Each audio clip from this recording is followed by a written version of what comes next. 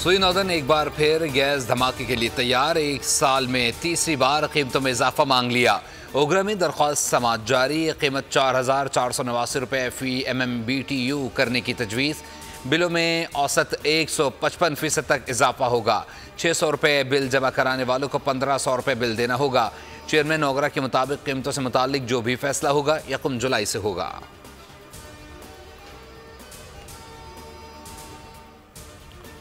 कराची में बेलगाम लुटेरों ने एक और जान ले ली। नॉर्थ कराची में डकैती मज़ाहमत पर नौजवान कत्ल। 2 डाकुओं ने बराबर की दुकान पर धावा बोला। 24 साल नौजवान अब्दुल रहमान ने पकड़ने की कोशिश की। लुटेरे ने गोली चला दी। वाक़े का मुकदमा दर्ज। SHO बिलाल कालूनी शहजादा सलीम मुअत्तल।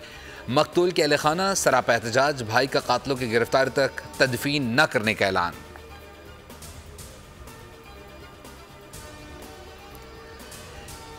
कराची पुलिस लापरवाह। शहरी लावारिस रवा बरस 45 जिंदगियां स्ट्रीट क्रिमिनल्स की गोलियों का शिकार।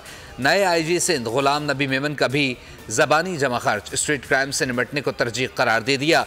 पुलिस की इस्तेदाद बढ़ाने की कोशिश कर रहे हैं। क्रिमिनल्स डेटा बैंक को बेहतर करना है। कच्चे के डाकुओं के खिलाफ भी इकदाम किए जाएंगे।